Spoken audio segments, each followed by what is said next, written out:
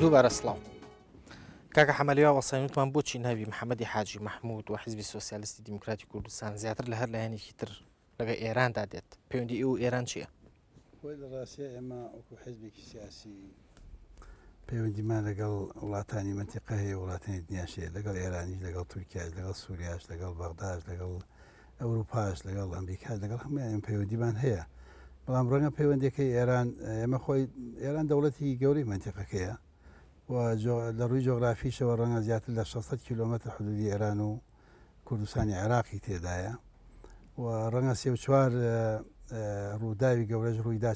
کۆچی 3 ملیۆنەکە چ کیمیایی هەڵەبجە کوردە ڕووی لە ئێران کرد لەو وەختانەدا بە تایبەتی مەسلەی هەڵەبجە بۆ یەکەم جار بوو کورد دەنگی بگاتە دەرەوە و میدیاکان و ئەو دیوارە بڕوخێت و بڵێن کیمیاوی لە هەڵەبجەی داوەوانە لە ڕێگەی ئێران و میدیاکانی ئێرانەوە زیاتر بوو.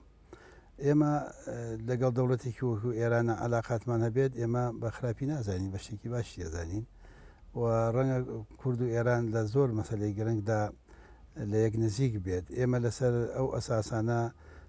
ڕەنگە علااقاتمان هەبێت بەڵام ڕەنگە علااقاتەکەی ئێمە نەگاتەوە چونکە پێم وایە هەموو شەڕەکانی ناوخۆی ئێران لەسەر ئێمە ڕاجیمەی نەتەقاند و لەسەر ئێمە هیچ کێشێکی لەگەڵ کەس دروست نەکرد ئەوە حەقە ئەو سوالە لەو کەسانە بکەی مەسەلا بڵێن لەسەر کێ شەڕی کرد ئێران یان لەسەر لایەنێکی کوردی شەڕی کرد خۆتان ممکنە بزانن چۆن قابل ڕاجیمێشیان بۆ تەقان و شەڕیشیان بۆ کردن بۆ هەموو لایەک و بەڵام بۆ ئێمە تایسا فیشێکیان نەتەقان ئەی پاشە بۆ ینی ئەم زیاتر لە هەر لایەنێکی کە ناوی ئێوە لەگەڵ ئێرانێت ینی ئەم مەبەستیم پرسیارەکەی من ئەوەیە بڵێم ئەوە ممکنە هەندێک وایان پێخۆش بێکە ئێمە گوایە بەوی نەگوایە ناوی ئێمە ئەزڕێنن یا دژی ئێمە قسە بکەن یا ئەوە قسە بکەن ئێنە ئێمە ئەوە 20 ساڵیشە گومرگاکانی کوردستان ئێمە یەک نەتوجارەتیژمانێن نە دینارێکی ئیسفادەمان لێکردەوە کە ڕەنگە ڕۆژانە بە ملیۆن دۆلار ئیسفادی لێ بکرێت نا هیچ شتێک مەساڵحێکمان نییە لەو مەسلێدا تەنها ئەوە بۆ ئێمە دژی عێراق بووین و ئێرانیش دژی عێراق بۆ کاتی خۆی پێکەوە شەڕی دژی عێراقمان کردەوە ئێمە حەزمان کردووە کێ یارمەتیمان بدا دژی ڕژێمی سەدامی بەشەڕی لەگەڵ بکەین ئەتوانین ڕاشکاوانە و بە دیاریکراوی پێم بڵێ باسی ناوزڕان نەکرد چێن ئەوانێکیانوێ ناوی ئێوە بزڕێنن هەموو کەس زۆر هەیە ممکنە هەیە ناحەزبێ پێی خۆش نەبێ ئینە مەسا ئێمە ڕەنگە زۆر کەس بزانێت ئێمە زۆر هەوکاری ڕەنگە ئەوانش کە مەسەر لە هەڵەبجە ئێمە یارمەتی زۆر خەڵکماندا کە ڕزگارمان کرد لە نەک خەڵکی هەڵەبجە خەڵکی تر لەو منتیقەیە بەڵام پرسیارەکەی منەوە بوتم بە تەحدید ئەتوانی پێم بڵێ کێ ئێوە ناوی ئێوە بزڕێنێ وا بەردەوام ناوی ئێوە لەگەڵ ئێران خۆیان دەزانن کێنەوانە بۆچی بیان بڵێ فڵان کەسەوە باشە لە هەڵبژاردننی ساڵی 2009 ئێوە لەگەڵ دوو حیزبی ئیسلامی و حیزبی زەحمەتکێشان چوونە لیستێکەوەوە و بەژاری هەڵبژاردنتان کرد ئێوە دوو کورسیتان بەرکەوت تۆ وەکو سکرتێری حیزبی سۆسیالیست پێت وانە ئێوە بە جۆرێک لە جۆرەکان بوونەمای زەربەیەک بۆ ئۆپۆزیسیۆن لەبەروی دوو کورسیتان لە پەرلەمان ناگرتو و ئەم دوو کورسێش هەرگیز ینی هەڵوەستان لەگەڵ ئۆپۆزیسیۆن نییە ناخۆ ئێمە مەسەلەی ئێمە دوو کورسیاقی خۆمانە ئێمە ئەویان مەسەلەی ئەوەی کە ئێمە لەگەڵ ئۆپۆزیسیۆن هەڵوێستمانە ئێمە چوار حیزبەکە زۆر ئیسرارمان کرد بەردەوام بین چوار حیزبەکە بەڵام ئەوان ئامادە نەبوون ئەوتیان ئامادە نەبوو وتیان انتخابات کە تەواو بووی تر کۆتایی بۆ هاتوو هەر لایەنەکانی تر ئامادە نەبوون بەڵێ ینی مەبەستە دوو لایەنە ئیسلامەکە یان مەبەستە حیزبی زەحمەتکێشانە هەرسێ لایەنەکانی تقریبان هەرسێ لایەنەکە کە انتخابات تەواو بوو من یەکێک بووم لەوانە پێشنیارم کوتم با بۆ عێراقیشی دامەی پێ بدەین ئەم چوار حیزبە پێکەوە بین ئەوان وتیان نا لە ئێستاوی تر کۆتایی پێاتەوە خواویست بەڵێ هەر کەس ئازادە وتیان بەڵێ بەردەوام محەممەدی حاجی مححمود لە دیمانە و لە چاوپێکەوتن و لە ڕاگەاندنەکانی خۆی و لە نووسینەکانی و زۆر تون زۆر ڕەخنەگرانە قسەی لەسەر حکوومەت و لەسەر یەکێتی و پارتی و حیزبە دەسەڵاتدارەکانە کرد بەڵام ئێستا محەممەدی حاجی مححمود بێدەنگە باوەڕ ناکەم بێدەنگ بووم من قسەم کردووە حیزبەکەشمان قسەی کردووە بەیانیشمان هەبووە شتمان هەبووە بەڵام ئێمە بە شێوەیەکی واقع بینانە مامەڵەمان کردو لەگەڵ ڕووداوەکان و خۆشمان پێمان وایە ئەو هەلومەرجەی کە ئێستا پێداتی ئەپەڕین ئێمە مامەڵەمان لەگەڵ هەموو لایەنێکە یەکێ لە نمونەی ئەوەش مەسەر لە کۆنگرەی شەشی حیزبی سۆسیالیستە چ مەعارەزە چ دەسەڵات هەموو حیزبەکان پێکەوتی دوای یەنە سەرتەوەری تێدا کۆنگرا بەشداریان کرد دوای یەنە سەرتەوەری کۆنگرا بەشداری یەک حیزب نەبوو کە بەشداری نەکە مانە ئەوێ ئێمە لەگەڵ هەمویان علاقەتمان باش بوو یەنە سەرتەوەری کۆنگرا بەڵام لە ئەو هەموو ڕووداوی کە لە کوردستانە ڕوویە لە حەڤی شوباتەوانێ هەتا 94 حزبی سۆسیالیست هەڵوێستێکی ڕسمی نەبوو تەنانەت ڕاگەیاندنەکانیش هیچ هەڵوێستێکیان نەبوو ینی لە کاتێکا لە سەر شەقامەکانی سلێمانی خەڵکە کوژرا و خەڵک برینارەکەرا کەناڵی حزبی سۆسیالیست ڕێپۆرتاژی لەسەر سێرانگایەک دابەز یەکەم ڕۆژ ئێمە بەیانمان هەبووە هەر یەکەم ڕۆژی هەفتەی مانگ ئەو شەوە بەیانی ڕسمیمان هەبووە بۆ دوای ئەوەش یەک دوو بەیانی ترمان هەبووە و ڕاگەاندنەکانشمان لەسەر مەسەلەکان قسەی کردووە بەڵام ئێمە لە ڕاستیە شتێک کە ئێمە مەسەلا خۆمانی تێدا نەبین ینی پێشتر قەراری لێ نەدرابێت ینی ئێمە ناکەوێنە دوای ڕووداو ینی من خۆ مەسەلا ئەگەر بڕیارێکی سیاسی لەم وڵاتە منی تێدا نەبم تا ئێوارە جێبەجێ کەم لە دوای ناڕۆم بەڵام کاکە حەمە ڕاگەاندنەکان وا ناڵێن ینی کاری ڕاگەاندنی ئێوە با بڵێن لەو لە ئاست ئەو ڕووداوانەیە بە ژووری پێویست نەبوو ینی هیچ هەڵوێستێکی ڕسمی حیزبی سۆسیالیستمان لە ڕاگەاندنەکانی ئەوە نابینێ ینی ئەمە قسەمان کردووە خەڵکیشمان هێناوت لە تەلەڤیزیۆن باسی ئەو ڕووداوانەی کردووە شتی و تۆ سون بەڵام ئەمە باسکردن ینی زۆرێک لە شیکردنەوە ڕەنگە جیاواز بێ لەوەی حیزبێکی سۆسیال دیموکرات هەڵوێستی هەبێت لە ئاست ئەو ڕووداوانە ئەوەی من زانیاریم لەلایە ڕاگەاندنەکانی حیزبی سۆسیالیست تەنها ماوەی ڕەنگە ئەگەر هەمی بخرێتە سەریەک چەند سەعاتێک نەبێت کە وێنێ ئەو ڕووداوانیان پیشانە و باز لەوە ژەکرێ ئەمەوێ ئەو شتش ئەو پرسیارەشە لێ بکەم باز لەوە ئەکرێت کە حیزبی سۆسیالیستی دیموکراتی کوردستان لە ماوەی 62 ڕۆژی خۆپیشاندانە کە لە سلێمانی و زۆرێک لە شار و شارۆچکەکانی کوردستانە هەبوو هەڵوێستی دیار نەبوو بەس لەوە ئەکرێت کە ئێوە لەلایەن هەردوو حیزبی دەسەڵات و یارمەتیتان درابێت لە بەرامبەرەوەی کە بێدەنگ بن ئێمە یارمەتیمان درراوە کە بێدەنگ بین و نە کەسی باسی کردو لەگەڵمانە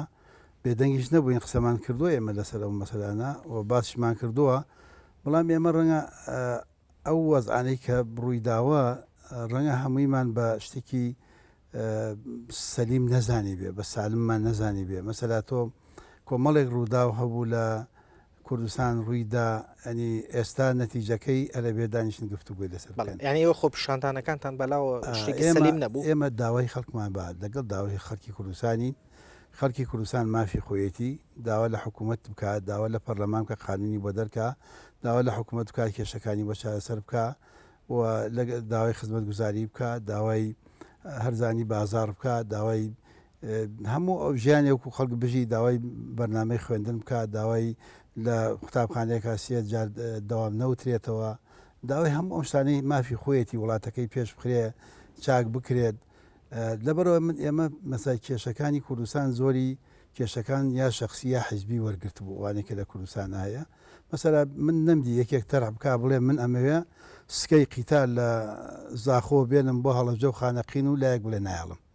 بڵێ بێ تەرحێ بکە بڵێ من ئەمێ میترۆ دروستکەم لەژێ سلێمانی و هەولێر و دووە کاوێکێ بڵێ نایڵم بڵێ ئەمێ دووسێ سەدی گەورە لەم هەموو ئاوی کوردستان دروستکەم و کارەباشیە بێ بە سەرمایەکی گەورە بۆ وڵاتەکەم ئەویتە بڵێ نایڵم بڵێ من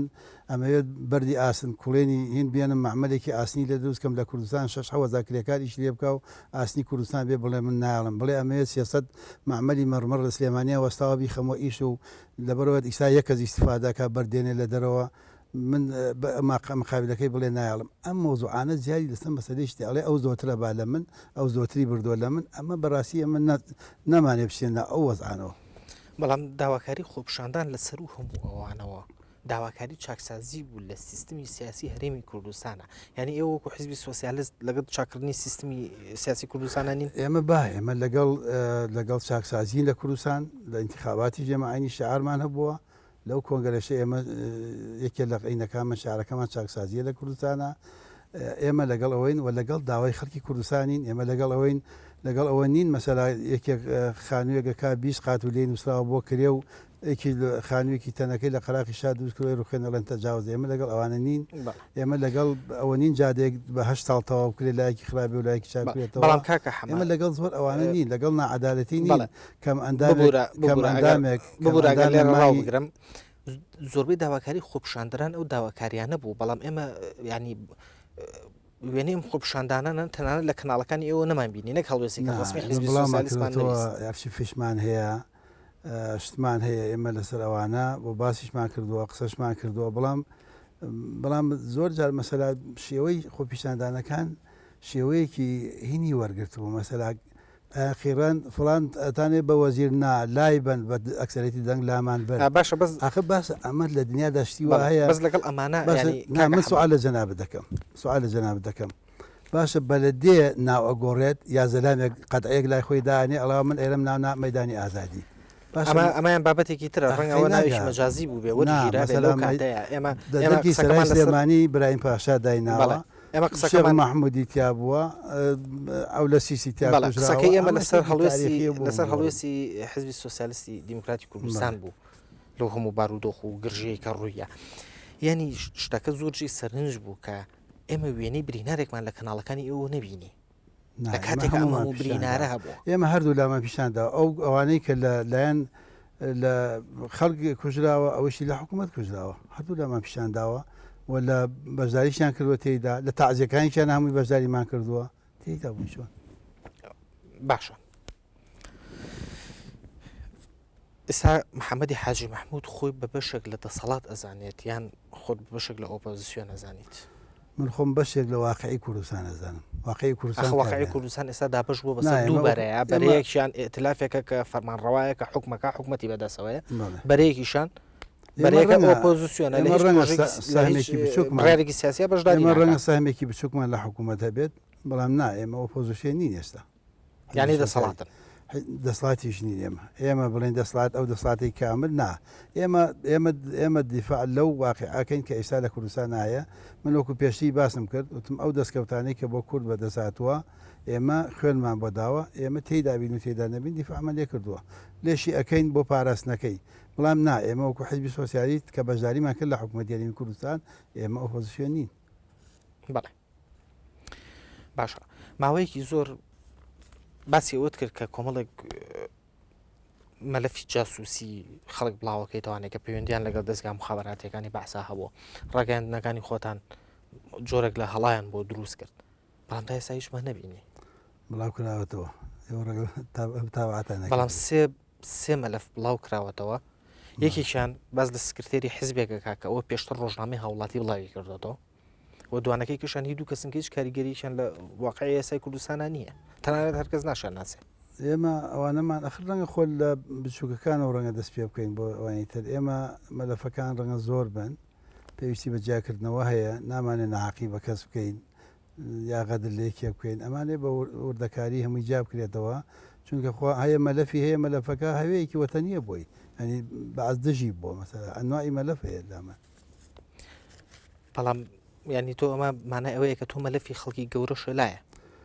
لامانە بەڵێ ئامادەی دەوانە بڵاو بکەیتەوە خەریکین بەردەوامی لەوەی کە بڵاوەکەینەوە بۆ بڵای ناکەینەوە بەڵێ پێشەوەی معارەزە ئۆپۆزیسیۆن لە کوردستانە بە ژمارە لە ناو پەرلەمانی کوردستانە دروست ببێت حزبی سۆسیالیستی دیموکراتی کوردستان و حزبی زەحمەتکێشانی کوردستان زیاتر ئێوە ئەو ڕۆڵتانە بینی بە جۆرێک لە جۆرەکان ئۆپۆزیسیۆن بوون قسەتان نەکرد هەڵوێستان هەبوو بەڵام ئێستا لەوتەی ئۆپۆزیسیۆن بە ژمارە دروست بووە لە ناو پەرلەمانە وەکو ژمارە چۆتە پەرلەمانەوە ئێوە بە هیچ شێوەیەک وەکو لایەنێک ئۆپۆزیسیۆن دەرناکەون بگرە بە پێچوان و لە زۆر شتی یەکێتی و پارتی هاوڕان ئێمە ئەو ڕۆژانەی کە ئێمە باسی کەم و کوڕیەکانمانە کرد باسمانەکە بێ حکوومەت وا کارەکانی چاکە پەرلەمان وا فعال بێت ئەوانە ئیستا ئۆپۆزیسیۆن هەمویان دژی ئێمە بوون ئەوان دیفاعیان لە دەسەڵات دەکرد خۆیشان نەزانن کە من قسەمە کرد هاتن بۆ لای منیانە و قسانی تۆ خەتەرە بۆ ئێڵی مەبەستت کێ مەبەستت ئەوانە کە ئێستا ئۆپۆزیسیۆن بوون ئەو کاتە لە دەسەڵات بوون و دژی ئێمەش بوون بەڵێ ینی کەسێکیان هەیە بە دیاریکراوی دیارە خۆکاکە نیوەی دەسەڵات بووە نیوەی هەر لە دەسەڵات خۆی دەسەڵات بوو نیوەیشیان بەشداری دەسەڵات بوون بەڵێ پێش 2 ساڵ لەکوێ بوون ئەو حیزبانە یعنی تۆ ئەمە بە خەڵێک ئەزانی بۆەوەی کە پژگیری ئۆپۆزیسیۆن ناکەیت یاخۆ بۆ ئۆپۆزیسیۆن نازانی لە ئێستا مەسەلەی ئەمە مەسەلەی قەنەعەتی خۆمانە ئێمە بۆ چوونی تایبەتی خۆمان لە کوردستانە هەیە ئێمە نە بە قسەی دەسەڵات و نە بە قسەی یەکێتی پارتی نە بە قسەی گۆڕان و کۆمەڵ و یەگرتوون ناچینە ناو هیچ ڕووداوێکۆ لە خۆمانەوە بە پێی پەتی تێ ناکەوین ئێمە حزبێکی سیاسین بەرنامەی خۆمان هەیە ڕاوبۆچوونی خۆمان هەیە خۆمان چیمان پێ چاک بێ وا قەرارە دەین لە کوردستانە ئێستا پێمان چاکە ئێمە لە حکوومەت بەشداری بکەین بەشداریمان کردو لە کەس هیچ ناترسین گوێشمان لە کەس نەکردووە لە حکوومەتی بەشداری نەکەین سبێنە بەشداری ناکەین تێدا باشە زۆر ئاسایی لامە بەڵام لە وەڵامی ئەو وتانە تاکە کەمێک پێش ساپرسیارم لێ کردی کە تۆ باسی ئەوەت کردووە لە چاپێکوتنە کاڵی شێتی و پارتی بۆ سامان و پۆست چوونەتە بەغدا محەممەدی مەلاقادر ئەندامی مەکتەبی سیاسی پێشووی پارتی دیموکراتی کوردستان وەڵامی تۆیایەوە وتی کاکە حەمە بە پێ خاوسێکەوێتە دوای مەسەلەکان ئەو خۆی قەڕێکی پێویستایە ئەوە قەڕێکی پێویستایە ئەو ئەجرا باسیەکەەوەی کۆنە بەڕسەر چووە ئێستا خەڵستی پرسیارەکەی من ئەوەیە تۆ باس لەوە ئەەکەی ئەڵی ئێمە بە پێی پەتی ناکەوینە دوای مەسەلەکان بەتاکید بەڵام لەوێ بە پێی تاوانبارەکرێن بەوەی کە بە پێی پەتی تێ ناکەین ئێمە بە پێی پەتی ناکەوین دوای ڕووداوەکان من بۆ خۆم شخصی ئەو ڕۆژەی کە بە تاخۆتەنیا بووم بە پێشمەرگا بە پێی پەتی تێ نەکەوتم ئەمزانی بۆچی بوومە پێشمەرگا و لە شاخیش بووم ڕۆژانە نووسیمەتەوە ئەزانم بۆچی نووسیمەتەوە و ئێساش کە ئیشەکەم ئەزانم بۆچی ئەیکەم من ڕاستە تاریخ زۆر مهمە من بەڵام سەیری ئەوەکەم کە سبێنێ چیەکەم قەینا دوێنێ ڕەت بووە ڕۆیشتووە بەڵام سبێنێ من چیەکەم بۆ چوونی محەممەدی حاجی مەحموود دەربارەی ئەو بڕیارەی حکوومەتی هەرێمی کوردستان چییە کە هەوڵ دەدات بۆ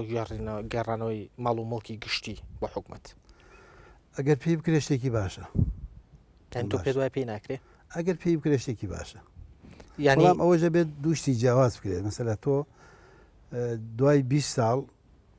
ئەو مەوزوعە ئاسان نییە چونکە ئەو دوای 20 ساڵ خۆت ڕەنگە بە پێی قانون ئەگەر 15 ساڵ شوێنێ لە دەست یەکێک بێت دەبێتە مەڵکی ینی 15 ساڵ یەکێک تەسەڕوفی شوێنێکی کرد بێتە مەڵکی ئەمە خۆی بۆ خۆی بە پێی من خۆم قانونی نیم بەڵام سوالم کردووە بەڵام ڕەنگە هەندێک لەو شوێنانە ئاسان نەبێ هەندێک لەو شوێنانی دەبێت جیاب بکرێتەوە هەندێکی مەساینی شوعبەی باسە منەزەمەی باسە ئینی فرقەیە نەزامینی ئەوەیە تەجنیدا ئینی ئەمانە ڕەنگە ئەمانە هیچ علاقەی بە کەسوە نەبێت ئەتوانێت لەسەر و کەسانە مەسات بێگی کڕێتەوە چیرێکە لێ بکە باخێکی تری بە تایبەتی ئەوەی خەستەخانەیە ئەوەی مەکتەب بووە ئەوەی ئایدی تربیە مەسەلا ئایدی سەحەیە ئایدی شوێنە خزمەت گوزاریەکانە زەراعەیە سەناعەیە ئەمانە بە بگەڕێنەوە بۆ حکوومەت شتێکی باشە پێم وایە بەڵام ئەبێت ئەنی ئەوەش خۆی واقعەکەی ئەمڕۆ لە کوردستانە ڕەنگە هەندێک لەو شوێنانە لە دەستی هەندێک لایەن و حەزب بێت تاپۆشی کردووە لەسەر خۆی ئایا بە ئاسانی ئەگەڕێتەوە بۆی ئەمە ئاسان نییە ئەنی ئەمە وردەکارێکی پێویستە هەرچەند لەینەکە تێدایە لە قەرارەکەدا من خۆم لەگەڵ قەرارەکەم شتێکی باشە لە قەرارەکە تێدا لە هەر حەزبێکە گەرتوانێت بیکڕێتەوە ئەگەری کڕێتەوە بیکڕێتەوە باش بەڵام ساڵانێکە شارەوانی سلێمانی داوای ئەو شوێنە لە ئێوە ئەکاتەوە کە ماڵی تایبەتی تۆیە لە سلێمانی تۆ ئامادەی دۆ تەسلیم بکەیتەوە من بۆ ئامادە نیم تەسلیم بکەمەوە من خۆمی وەکو مەسەلا کوردێک لە وڵاتە عقم هەیە شوێنێکم هەبێت یاقم نییە مەسا ماڵێکم بەڵام شوێنی گشتی بێت ئەوەی من پێمە شوێنی گشتی نییە جێگەی خەڵی جێی شعبی بۆ هیچ علاقەی بە کەسۆ بەڵام بە مڵکیت مڵکی شارەوانی سلێمانیە نا مڵکی شارەوانی نییە مڵکی شارەوانی نەبووە دوای ڕەنگە گۆڕی بیتیان کردیدان بەش ئەو داتایانەی کە لە بەردەستی منایە ئەو دوای ڕەنگە مڵکی شارەوانی ڕەنگە گۆڕی بێتانی سای ئەمە مخەڕێکمانەیە هیچ تەجنیدە قایم خامی ڕانیە هاتە سەر تەلەڤیزیۆنتی ئەو مخەڕێەوەن هی تەجنیدە حزبی سۆسیالیستی مڵکی خۆیانە چونکە تەجنی ناتۆتەوە بۆیرە هەفتەیە دوایەوە کردیان بەینی ئەوە گۆڕیان بۆ سەر بەلەدێ بۆی کە نەڵێنی تەجنیدە ئەوە علاقەی بۆ هەیە ئەو کەسە خۆیت ئەچێ بە دوای گۆڕینە ئێنە هەندێک شوێنەیە نایستا ئێمە شوێنمانەیە خەڵی شوعبەی باسە بەڵام ئێمە لەگەڵ ئەوەین هەموو ئەو خانوانە بابگەڕێتەوە بۆ حکومەت پرسیارەکە لەوایە بگەڕێتەوە بۆ حکومەت بەڵام فەرق و جیاوازی نەکرێت پرسیارەکە لەوایە کە ینی ساڵانێکە ئەو شتە لەلایەن شارەوانی و لە بەڕێزە داواکرێتەوە تۆ و ژێڕاوەتەوە تا ئێستا خۆمە شارەوانیم بە وارسی بە ئەز نەزانێت تا تەسلیم بکەمەوە بەڵام ئێستا بڕیارێکی حکوومەت هەیە بۆ گێڕانەوەی مەڵ و ئێستا هەمووی بابگەڕێتەوە مژی گەڕمەوە بەڵێ یان تۆ پێ دوای جیاوازی کرێت لەو بڕیارە مەبەستە لە چیە لەو قسەیە من پێم وایە بە ئاسانی هەمووی ناگەڕێتەوە. بەڵێ ینی ببوورە ئەگەر بتوانانی ڕوونکردنەوەی زیاترم بێت چکە ئەو بابەتە زۆر هەڵەگرێ. من پێم وایە ئێستا خۆی حکوومەت قەرارەکەی حکوومەت کۆمەڵی مەجالاتی هێشتێتەوە. ئەڵێ یا بیگەڕێتەوە بە حکوومەت یا بیکڕێ لە حکوومەت یا بەکرێتیایە بێت لەو سیانە بە دەرنیە هەرسیانیان نەکرێت من لەگەڵ هەسیانیانم.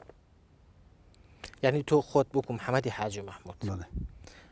ئامادەی بکرێتیایە بیدیان بیکڕێتەوە یان مەبەستەکە بیژێڕێتەوە بە هەرسیانیان کامیان حکوومەتی خۆش بمەیکەم هیچمان ئەمنیە من لای من ئەو شانە مهم نییە مەسا من لە ئەشکەوت تاژیاوم با لێشن لە بشیتایە. باشە بەردەوام باسی ئەوە کراکە لە کوردستانە حیزبەکان بەرەو ئەوە ڕوون کە تەوریس بکرێن مەسەڵەن کوڕ بێنرێتە جێگای باوە گواسکردێری حزب لا ناچێ کەسێکی نزیکی خۆهێنێ یان لەسەر ئەساسی گۆشت و خوێن خەڵکەێنێتە سەرکردایەتیەوە ئەوە لە کوردستان نییە لە هەموو دنیا گرنگیان پێیات بەڵام لە کوردستانە دیاردێکی زۆر دیارە تۆ وەکو خۆت بۆ چوونە شێ لەسەر و بابەتە. وڵی خۆی ڕەنگە مەسەلا ئەوە هەبێت مەسایەکێک کەسێکی کوڕێکی مەسەلا خزمێکی برایی مەسەلێکی لەوانە ڕەنگە لە ناو حیزبەکە هەبێت ڕەنگە ئیسفادەش لەوە بکە کە ئەو مەسەلا ئەو سکرتێرە خزمی ئەوەی ڕەنگە ئیسفادە لەوە بکە من لەگەڵ ئەوە نیم مەسا بەڵام لەگەڵ ئەوە مەسا کەسێ بە حەقی خۆی مەسا بە حەقی خۆی توانێت پێ بگا ئیش بک کار بکات بیبەستنەوە بەوە کەواڵا ئەو لەبەر خاتی فلان مەسئولەت ئەوانە من لەگەڵ ئەویانە نیم مەسا کەسێ خۆی توانە هەیە خۆی کارەکە خۆی لەگەڵ ئەو حیزبە ڕێکە ئیشەکە لەگەڵیانە ئەوە شتێکی ترە وەڵام من لەگەڵ ئەوە نیم مەسلەی ئێمە خۆمان بۆ خۆمان وەکو حیزبی سۆسیالی ئێمە باوەڕمە مەسەلە دیموکراتی هەیە باوەڕمان بە هەڵبژاردن هەیە باوەڕمان بەوەی ئێمە لە ماوەیەکی کورتاوە 5-6 کۆنگرەمان کردووە لە کوردستانە و هەر کەسی ئازادە خۆی لە بژێرێ لە سکرتێرە بۆ هەرچی پۆستێکی و حیزبێ لە ئێمە ئاساییە. بەڵام ئێستا لە دوای کۆنگری شەشەمی حیزبەکەتانەوە تۆ تاوانبارەکری بەوەی کە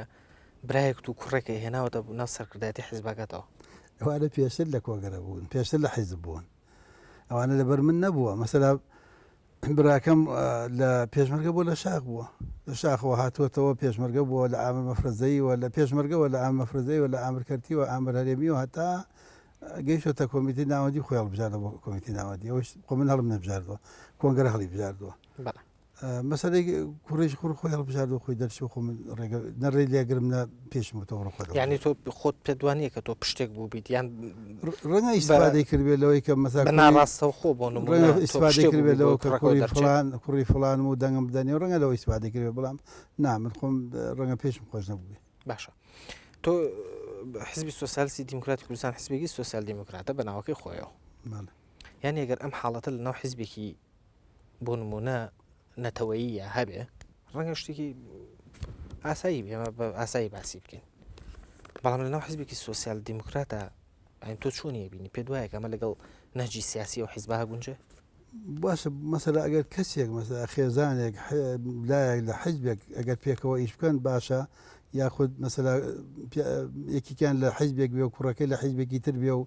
ژنەکەی لە حیزبێکی تر بێ باسی هەموویان پێکەوە لێک حیزبی بکەن باشە بەڕێی تۆ کامیان باشترە نازانم چۆن نایستا کابرات مەسایە ئەندامی کۆمیتەی ناوەندیە ژنەکەی لە حیزبێکی ترە لێ هەزار ڕۆژی سەد جا پێڵێن ڕەنەکە تۆ بتوانێت ژنەکەی خۆت تەسخی بەکەن کوڕەکەی خۆت تەسخی بەکەن ئەی تۆ کوڕ کەس و کارەکەی خۆت بێت لە حیزبەکەی خۆت ئیش بکە بۆ خراپەنی. لە کۆنگری شەشەمی حزبی سۆسیالیستی دیموکراتی کوردستانە ئێوەتان 800 ئەندام لە کۆنگرا بەشدارە بەڵێ کە هەر ئەندامێک لە ئەندامێکی کۆنگرە نوێنەری 100 ئەندامی حیزبە 100مانەوتوە بەڵێ 5 ئەندام ینی ئەمە ئەم ڕێژێ ئەگەر ئێمە بیپێوین بە گشتی ینی کەوا بێ حزبی سۆسیالیستی دیموکراتی کوردستان نزیکی بنزیکەی 8,000 ئەندامی ئەبێ هەبێ بەڵام ینی ئێوە لە هەڵبژاردنە بەپێ ئەو داتایی کە لە بەردەستی منایە ئێوە لە هەڵبژاردنە 10,000 دەنگتان من لە هەڵبژاردنە 11 دەنگمانێنە بەڵام داتاکانی کۆمیسیۆن شتێکی تر ئەڵێشێن ئەبڕۆیت لە کۆمیسیۆن سوالی لێ بکە بزانە 11 دەنگمانێنە تێدا کۆمیسیۆن 11 دەنگەش کەم بۆ ئێمە خۆ ڕەنگە دەنگی تەواو نەبوو بێ ئەویش ممکنە کۆمەڵی ئەسبابی خۆی هەبوو کە ئێمە دەنگمان کەمێنەوە بەڵام ئێمە تەنها لە پارێزگای سلێمانی 8,000 دەنگمانێنەوە لە پارێزەکانی تریش هەمووی 13 دەمانێنەوە. بەڵێ باشە شێخ محەممەد شاکەلی هاتە ناو کۆنگرە و پێم وابێ هاتەوە ناو حیزبی سۆسیالیستی دیموکراتی کوردستان لە بەرامبەر ئەوە کۆمەڵێک مەکتەبی سیاسی سۆسیالست وازیان هێنا ئەم ینی هاتن و چوونە چییە لە ناو سۆسیالست شێوازیێنەوە هەندێک لە ئەندامانی مەکتەبی سیاسی بۆ نمونە لە ساڵی 2005 وازیانێنا کۆمەڵی کادری پێشکەوتو لە ساڵی 2010 وازیانێنا هەندێک لە ئەندامانی مەکتەبی سیاسی پێشوو کە لەم کۆنگرەیە دەرنەچوونەوە قسە لەسەر ئەوە هەیە کە زویرن کە قسەیان لەسەرەوە هەیە ڕێیان پێ نەدراوە و ڕەنگە واز بێنن لە حیزبی سۆسیالیستی دیموکراتی کوردستان. نا ئێمە لە 90ەکانی شو تا ئێستا کەسمان وازی نهێناوە نازانم خۆ ڕۆژانە خۆ ڕات چوارکەت لێرە ڕوا دووکەت لەوێ دێ دەکەت لێ ڕاستەت کەچی بڕە باوەڕ ناکەم ئەوانە بە حیزبێکەوە دیار بێت خۆزانانی حیزبەیە 500 کەسی لێ ڕاپیەوە دیار نییە باوەڕ ناکەم ئەوە پێوە دیار بێ ئێمە ناتازە کەسمان لێ نەڕۆیشتووە و هەمووشی ئێمە کۆمیتەی مرکزیمان هەمووی دەرچووەتەوە یەک ئەندامی کۆمیتەی مرکزیمان لەو کۆنگرە دەرنەچووە ئیشی خۆی بۆ دیاری کرا و کاری خۆی هەیە ئێستا و مەکتەبی سیاسی لە 6 کەسەوە بۆ بە 11 کەس ئێستا کۆمیتەی مرکزی لە 15 کەسەوە بۆ بە 33 کەس ئێستا سێژن بە دەنگی خۆیان دەرچوون بە کۆتاش دەرنەچوون مەسلەی کاک شێخ محەممەدی شاکەری کاک شێخ محەممەد حزبی خۆیەتی یەکێکە لە دامەزرانی حزبی سۆسیالیستی دیموکراتی کوردستان و ئەو ماڵی خۆیەتی نەگەڕاوەتەوە حزبی خۆیت و ماڵی خۆیەتی. محەممەدی حاجی محمود سکرتێری حزبی سۆسیالیستی دیموکراتی کوردستان زۆر سپاس بۆ ئامادەبوونت لە ستۆدیۆ بەڕاشکاوی زۆر سپاس بۆ ڕاشکانەوە وەڵامدانەوەمان ئەڵقێم جارێ بە ڕاشکاوی کۆتایی پێهات تا دیدارێکی تر بە شادیتان ئەسپێرم.